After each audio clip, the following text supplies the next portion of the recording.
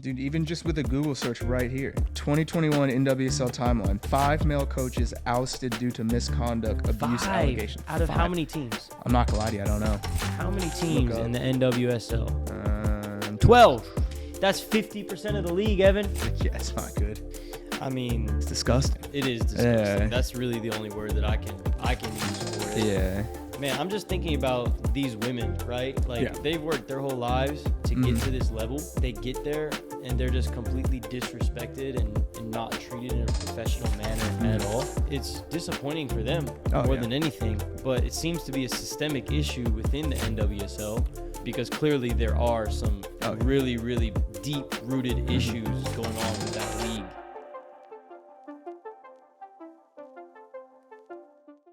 Whoa, Evan, the mic is hot. The mic is hot, all right? I said what I said. But you can't say the B word. What, bad coach? I mean, that could be a topic, to be fair. Just talk about, like, upholding a standard. We could. You want to Just- do that? Oh, we can, yeah. That could just be this episode right now. Yeah, could do that. Just talk about, like, setting a good example for the kids, and that's more than coaching. Guys, this is episode 37 of the Footy Pod. We got some new lighting, so if you're watching on YouTube, hopefully you appreciate a little bit of a easier on the eye visual here. And we got a table too. Yeah, man, making big moves, Just big need something steps. for that wall. Yeah. Got any ideas? Not I right now. Something, maybe like a cool shirt or something. Maybe I don't know. You can kind of see some people in, like, I don't know how hard that would be. Could, like, as we're talking, like, throw like a visual up of something behind it that has to go with what we're talking about. You know, maybe something like that. Or That's gonna take some video editing skills that is currently out of my skill set. not in the toolbox. Not in the toolbox yet. I can learn, but it might take me a Well, if little any while. of you got ideas watching, what we could put back there, Let us know. let us Let us know, know. yeah. We got Mila on the Footy Pod today. Mm-hmm. We got myself, and we got Evan. He's back for more. I'm back, man. I'm back. He's got the khakis on. He's got the I do, yeah. half-collar polo on. Yeah, you're going to catch me coming straight from the office on these days. So I'm usually going to be business professional. He's going to make me have to improve my attire. But today, we're going to be talking about an interesting subject that I feel like continues to come to light. Yeah. And it's just simply very poor behavior and standards from coaches at a high level, which just makes absolutely no sense to me. Yeah. There's a report that just came out of a coach in the college game, as well as, and these are two completely different situations here, but several coaches that are coaching in the NWSL that are being accused of sexual harassment allegations. Yeah. And, you know, we're not going to get into too much detail about what those allegations are because they have gone into a lot of detail. Yeah, and you'll be able to tell from what we're talking about. You can do your own research on your own, but obviously we don't want to give any platform to the specific names of these people. You can go do that on your own. Well, we can tell them where they're from. Yeah. I guess the most recent one that came out in the NWSL is a coach from Racing Louisville who was fired from his post in 2021, which is interesting because we had guests on our show. Can't remember what episode it was. Yeah. But Charmaine Morgan, who was drafted to Racing Louisville, and we actually did a podcast with her and sat down right here, right before she was about to leave for training camp. Yeah. After she was drafted. I haven't actually spoken to her directly about this situation, and I'm looking forward to getting her insight on it. Yeah. But he was the coach at the time of this training camp. Now, things didn't work out with her there, and that's something that we need to talk about with her. I don't know if this had anything to do with it, but we're seeing some things come out that are just like completely unacceptable. It's just at any level. any level. But especially at that level. Oh, yeah. And it just makes absolutely no sense to me how some of these coaches think that they are going to get away with this kind of behavior. Yeah, I don't know if it's maybe they have a underlying problem that they haven't figured out themselves and they just don't see an issue with it, or if they know they're going to get caught eventually, so they don't really care. But it's just, I can't even imagine like doing anything remotely in the same ballpark as that. I can't even show up late to a training session, let alone do some of this stuff, man. I mean, it's disgusting. It is disgusting. That's really the only word that I can use for it. Yeah. But man, I'm just thinking about these women, right? Like they've worked their whole lives to get to this level. Yeah. And they get there and they're just completely disrespected and not treated in a professional manner at all. Yeah. It's disappointing for them more than anything. But it seems to be a systemic issue within the NWSL. This coach is not the only one that has been accused of it. It's just the one that's come out most recently. Yeah, because there was one, a couple years ago or last year? There was another one? That I cannot confirm or deny. I swear, I forgot which team it was for, but I don't know if it was the way the coach was talking to the players or...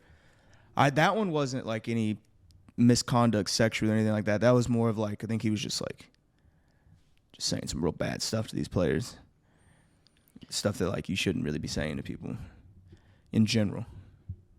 No, definitely not. Yeah. Definitely not. And, these coaches, like, there's no way they're getting another job in soccer at any level ever again. No, yeah. I mean, they're going to have to escape. I don't know. Dude, I know that in the situations we're talking about, they're both from other countries. I mean, I'm sure they can probably just go back to that country and, like, lay low somewhere and coach at a level, but it's also just weird. It's like their names are all over the internet. Yeah, it's all over the internet. Just, if a potential employer, a club director, a president does a simple Google search, not even a full background check, but just a simple Google search, like they'll see that this person has had not just one but multiple cases of sexual harassment. They're calling some of these cases even like sexual coercion, where, just based on the details that have come out in some of these reports, like it's shocking stuff, really. Yeah, like for sure. Shocking stuff. Yeah.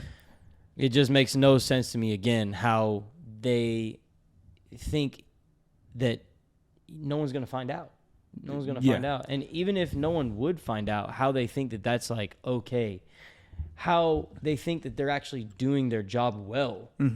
Doing those things, because you're obviously creating a culture of just like distrust and fear, within your group. And there's no way you can get the most out of your players, out of your team, if players within your group have that type of feeling. Yeah, and they probably just don't even really care about building the culture or anything like that if they're willing to like risk it by doing that, in a sense, like, because I mean, I assume that a lot of situations, not even just in sports, but whenever like people at a higher level or a higher stature at a company, or whether it's just they're viewed as like a higher role or something like that, they tend to think that they just have control over other people, And so maybe I don't know if that's one reason why they think they can get away with it, or one reason why maybe they even strive to get to that point.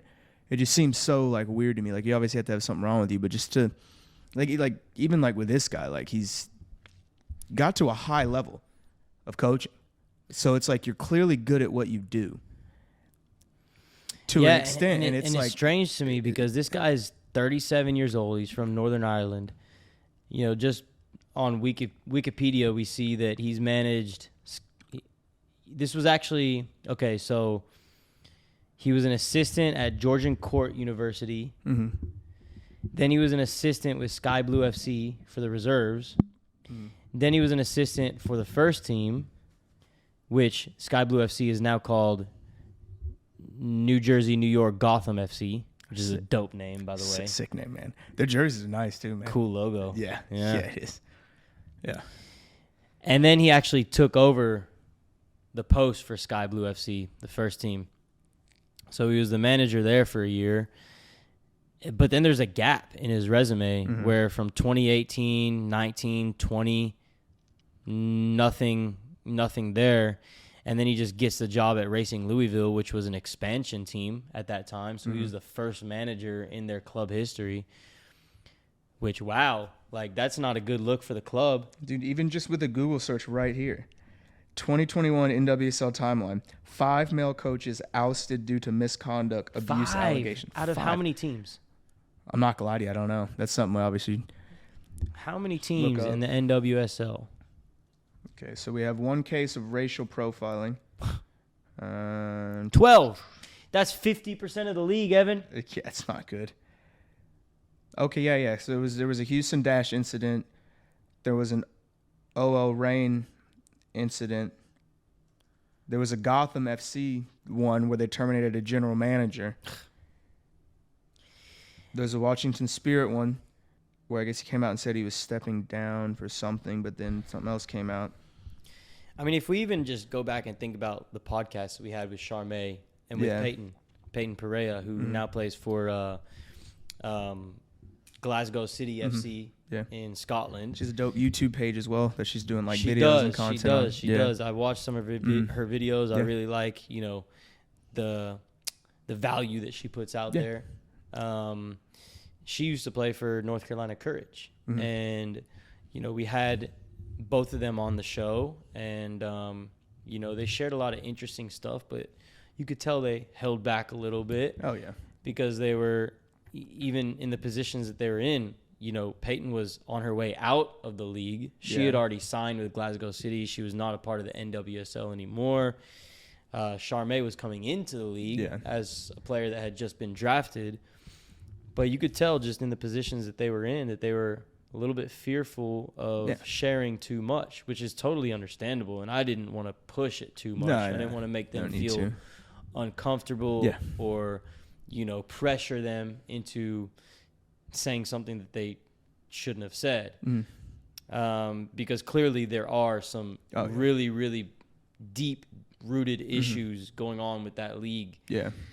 And I'm sure it's happening in leagues across the world as well. Oh, yeah. I couldn't imagine it's as bad as the NWSL, though. No. I still feel like, I'm sure it happens, but I feel like with those big clubs, Arsenal, Chelsea, Barcelona, clubs like that, where the men's side has been established for, however many years. Yeah. Like, it's got a rich history of soccer. They know how to run operations. I feel like there's no way it could be as bad there as it is here. No, I don't think it would be, just because they're like trying to protect like a whole brand and a whole image, and I'm sure they're trying to grow the women's game as well. And you see it growing here in the States. Like, they're putting butts in seat that some of the MLS teams can't and stuff like that. So that's true. But even kind of thinking like this, like how 5 of them come out. It's going to sound bad. Maybe it's a good – it's obviously it's a good thing that it's happening. But it seems like now they're at a place where maybe they're listening to the players when they come and bring stuff out, or the second that something does come out, they're actually handling it quicker than they had in the past, because they want to make sure that's not something that's going to just keep growing and growing, and they care about these women and they want them to be in a good environment type of thing. Because, even when we're talking about Peyton and Charmaine, and they were kind of scared to not scared, but obviously they might have known things that a lot of people don't. They don't want to bring it up because it could hinder their future chances in the sport. That's a big thing for a lot of people. Why, whenever stuff like this does go on with a higher up, that's why some people are scared to come out and say stuff about it, especially in the workplace, because they don't want to risk either a new job they got, or with these women, a sport that they've been playing since they could probably walk. It's these are some of the girls that maybe we coach right now that could experience something like this. So it's it's disgusting, man. It's horrible. Yeah. It really is. And I truly feel for these women, because like you said, they've been working their whole life for this, and they're finally in the position that they want to be in. And many of them are, still not at the level where they're making enough money to just support themselves strictly off of soccer. Yeah, then they got to worry about this. So they're this. trying to take another step and continue to rise up the ranks, just like you would in any career field. Yeah. So it's if they do come out, maybe they're just scared that that's going to ruin their chances to continue to progress. Yeah. And that's not something that they should ever have to worry about. No, never. They should be able to be strictly focused on their performance and going out and, like, you know, showing what they can do on the field. Yeah. And then obviously off the field, being able to, you know, focus on the right things to maximize their performance on the field. And if they're constantly having to worry about, like, that kind of stuff, I mean, there's no way you can be the best that you can be. No, absolutely not. Nah, because then you got to start worrying about, you're just doing your own thing. And then if this coach, I mean, we're obviously going to talk about another situation where I think that one probably pertains a little bit more to it. But yeah, it's just like, you don't want to be doing anything and then just have the fear of that going on. Like, no one should have the fear of that going on. No. And I don't know why it seems like it's just these men that just get in these positions. Like in this league, for instance, they get in this league position of power. Maybe they just see it as like, oh, well, like, I can get away with it here. So maybe that's why I'm here. And then it's like, maybe the fact that now all this stuff's finally coming out, you're actually going to get, like, people in the job who deserve it. Yeah, and that's what I was kind of going to say, you know, when you brought that up a second ago, is like a lot of these people who, you know, are being exposed for this, like, it's no different than other people in other areas, politicians, you know, like executives in major companies in Hollywood, right? Yeah. Like major movie producers and, you know, in the music industry where, you know, they're using their position of power to get what they want because they're just sick in the head. Yeah. Right. And it's like, obviously, you know, those are mostly men that we're talking about. Yeah. And I think that, you know, getting more women involved in higher up positions within the women's game can help. Yeah. But then you look at this situation that just came out today or recently about a college coach who is, you know, a woman. This one is nuts, man. And there's just so many things wrong with her situation. Yeah. And this one's weird as well because it was like UTBB. I mean, that's like a school that maybe a lot of people won't know about, but us playing at WT, that's someone that we, like, played like twice a season. Yeah. Thumped them as well.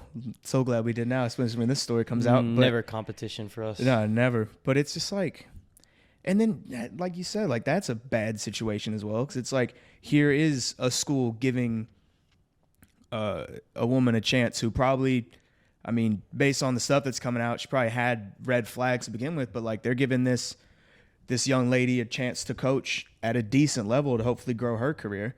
She's not even in the job for a whole year. It's been like 6 months. Fall season has just started for them. Like, they're not even halfway through it yet. Yeah. And she's already just ruined her, you know, opportunity, like, instantly. Yeah. You know, like that. So that just makes me question, like, is that even the solution, right? Because then you see, like, in the NWSL, the new team in California, in LA, Angel City FC. Yeah. Completely women owned. Yeah. You know, completely women operated. And that seems to be a good thing for the league. Oh, yeah. Right? Yeah. And hopefully it is. Yeah. I mean, I have no idea what's actually happening behind the scenes, but it just makes you question it, like, you know, if a woman in a position of power in the college game is still taking advantage of her role in a negative way, well, is that the answer? Yeah. I mean, I think the women's coaching still is the answer. I think this one's a weird one. Obviously, it's kind of why we geared the podcast around it today. I think this is just kind of like an odd situation that happened. I don't think it really, like, kind of compares to the other ones. I think kind of what it comes down to, especially in the WSL, is I'm sure there are plenty of women out there that are fantastic coaches that can lead a team, that can build a culture, that can do all that stuff, that need to be given these roles, especially in the women's game. You know, and I mean, we're starting to see it now, like, kind of overseas. Like, sure, there's still, like, men coaching women, like, at a high level, but now even, like, if you look, there's nothing wrong with that. No, there's nothing wrong. There's nothing wrong, but I mean, I feel like women should be looked at for those jobs, maybe, like, maybe first initially. Because I mean, at the end of the day, like if it's a men's team, you're generally looking at a man to coach that first. Now I know we're a long way weird from that I even bring it up, but it's like if you do have these women playing in this league at the highest level, then you should bring in like women. Obviously, maybe not ownership. If they have the money, let them own it. Obviously, but like just because a man can fund the team, you can still put like a woman as like a general manager, and you can still put a woman as a head coach. You could put a woman as a trainer, and I mean, I think at the end of the day, that's going to be more beneficial because they're going to be able to know exactly what they need more than maybe we would. Yes. Yeah. They can relate to the players more. They can create a safer environment for them to be able to go and perform at their best. Yeah. Right. And that's what they're there for, is to do a job. Yeah. They are professionals.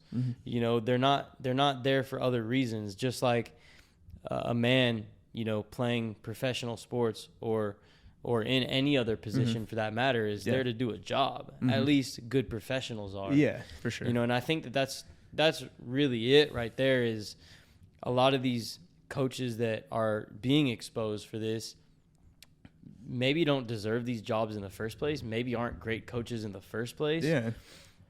I think that it's like one of those things where maybe it takes something like this or all these news stories to come out for them to actually start looking at hiring women. Because, I mean, obviously it might take a little while. I mean, you look at other sports, like, I mean, our man Greg Popovich at the Spurs, he gave Becky, whatever her name is, she's an extremely good coach. And, like, she was in there coaching with the men. They have, like, women's coaches in the NFL now, and those men respect the women just as much as they do the men, because obviously they're hired as a position of leadership for you. They're hired to help make the team better, and they respect you, and, like, they'll work hard for you. So, I mean, hopefully this does wake that up and they start looking at more women, because there's definitely a lot of talented coaches out there that are females that definitely deserve. I mean, I'll probably go as far to say that it might deserve these looks before the men, like, and I don't want to bring into like kind of the Rooney Rule and like all the stuff in the NFL, because they're not really doing a good job with that, but it might be the same thing where even though that rule, I don't think it should be a thing, because they should just want to hire these people to begin with. But maybe that is kind of how you start it, you know? Yeah, like, I think that just creates a negative connotation behind what the real goal is. You know what I mean? Like, if you have to make a rule to force people to even look at these people, then they're just doing it out of obligation, you know? But it's like, if you truly want to push the women's game forward, if you want to build it and grow upon it, that's what you should be looking at first in the first place, right? Like, because they, like we said before, can relate to the players a little bit better, do understand their situations a little bit better, can create a safer environment and culture for them to be able to, you know, perform at their peak. And, you know, with these men that are getting these jobs, it's like maybe they don't deserve these positions in the first place, but, you know, maybe they're not even good coaches at all. But they're using their political pull within the game based on, you know, connections, people that they know, their network, to get themselves into a position of power, to manipulate the game, to, you know, get what they want out of it, which is obviously something that's just totally off of what they should be working for. And on top of that too, they're actually, you know, ruining it for other male coaches who are actually great coaches, who are actually great for and enjoy women's coaching, teams, coaching women, and enjoy it. Exactly. Like, I could see myself doing that at some point. Like, I've never coached, well, I have had some experience coaching some women's teams. I haven't really had much experience coaching girls at the youth level. Other just than like training the training and stuff. and in group settings, of course. So I know how to relate to them. I know how to connect with them. And I think, honestly, like, you know, the reason I would enjoy coaching a women's team is because they'll do what you tell them to do, you know, and you don't have to worry about kind of the ego that you see in a lot of, you know, male teams. Now, I enjoy the men's game a lot more because it's faster, it's more competitive, but that's a whole different subject. I think that I would be interested in, you know, pursuing opportunities in the women's game because there is more opportunity in it because it is new. Yeah. Right. But then you have these coaches that are just like almost making it more difficult for good coaches with good, pure intentions to get into those types of positions. Because, I mean, it only takes like one bad male coach for a girl. I mean, because you obviously know, like, it only takes one coach to ruin the game for you. Yeah. And so then maybe this one girl or this whole girls team is just kind of ruined by this male coach. And now they're never going to be able to trust another male coach. Yeah, something like that. And then it's not really going to not help them, but it's like you're just kind of ruining that chance because at the end of the day, like a male might be coming in there because they do respect the women's game like we do. They do respect how much they like the work ethic. They listen, I think, more sometimes. I think they're smarter at times as well. And it's like you might be like scaring them from ever going to another team that has a male coach when maybe that's a good environment for them to be in. But now they go in or they don't go in and they're guarded and they're just like really kind of worried about what could go wrong as opposed to not like what like the upside to it could be. But I mean, I think just the fact that like you're not alone. You look in the NWSL and they're obviously like raising the pay for it and their teams are getting more like fans and seats and stuff. Girls are seeing it actually as like a way where they can kind of grow like past college. They'll play more and stuff like that. And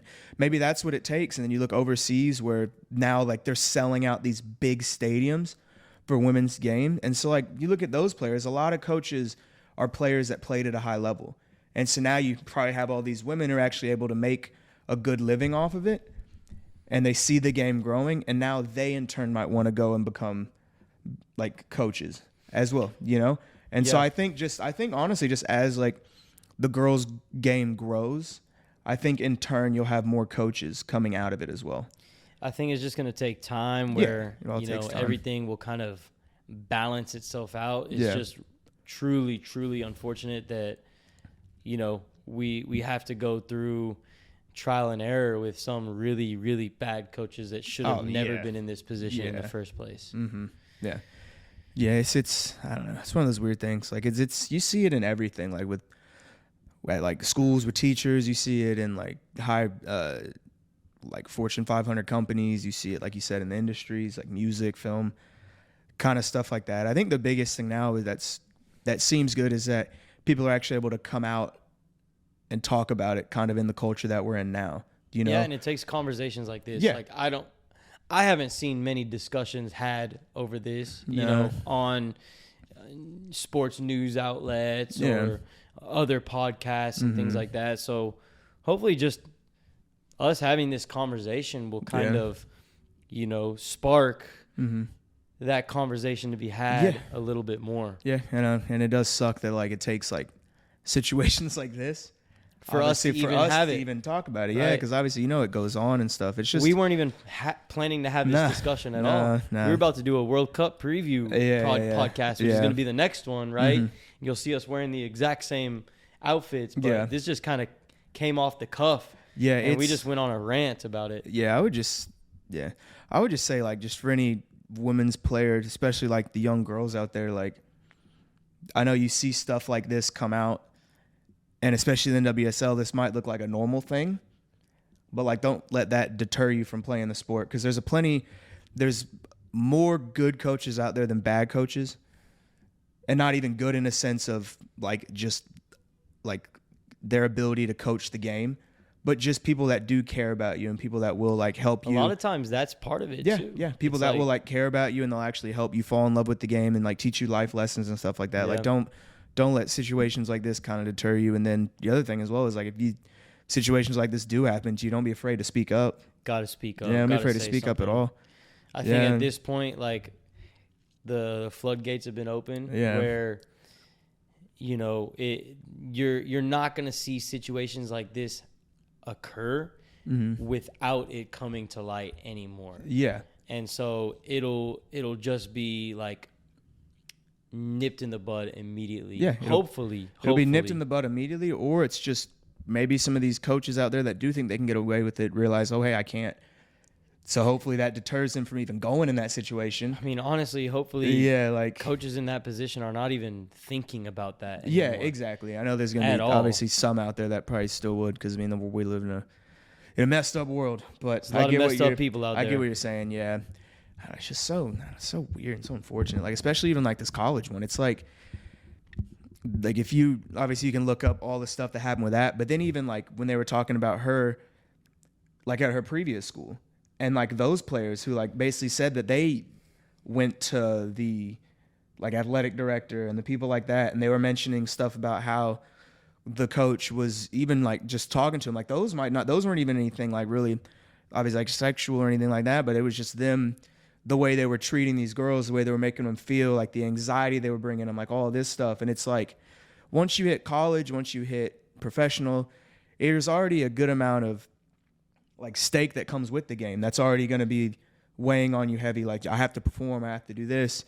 And now if you just have a messed up coach in here, like weighing you before and after practice and saying all this stuff and cracking jokes about you in front of other players and stuff, that's a player who chose to go to this school. They wanted to go get their education. They wanted to, maybe they didn't have their sights set on becoming a pro, but hey, they went there because they love the sport.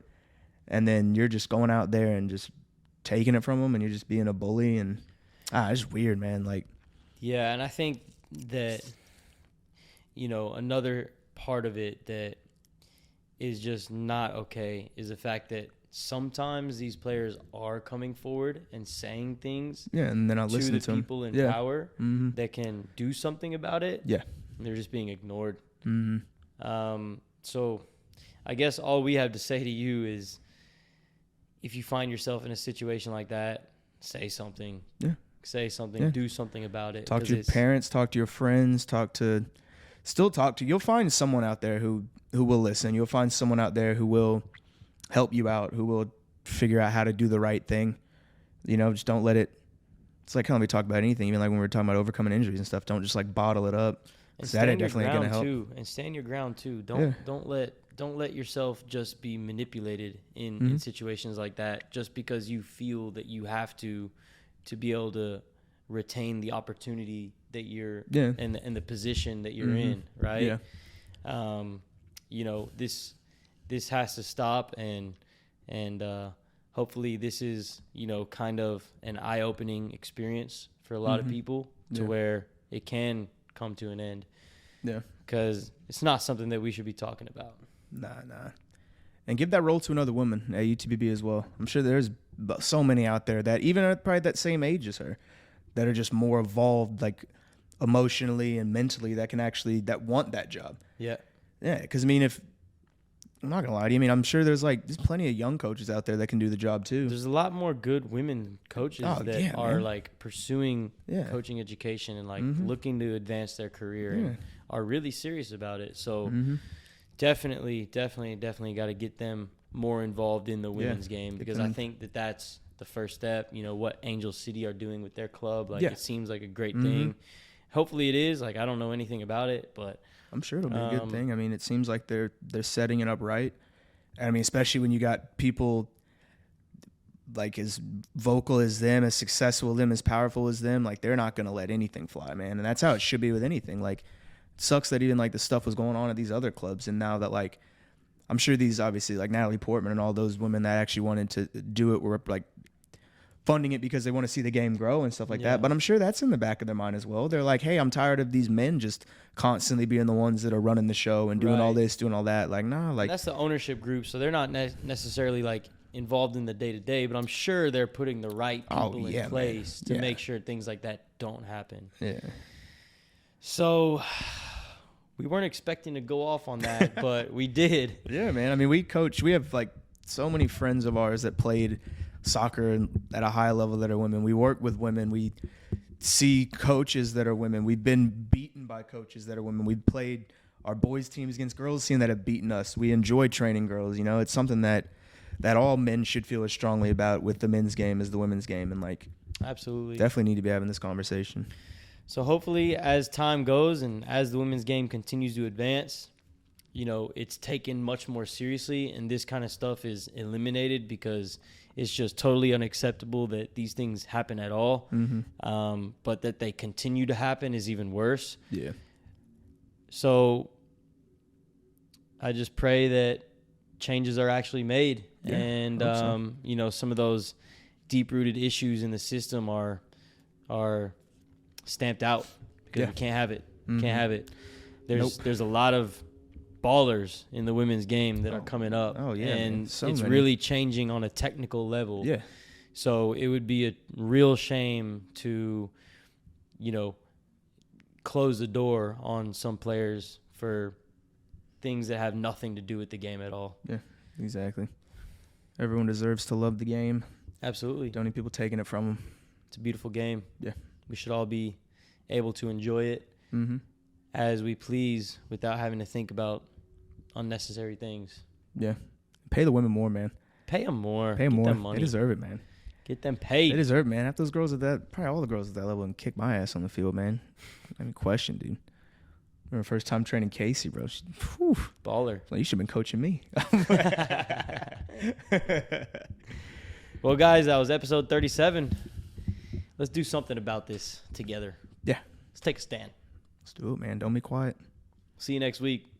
We'll be wearing the same gear because we're talking about the World Cup next. It's coming up soon. Yep. Peace.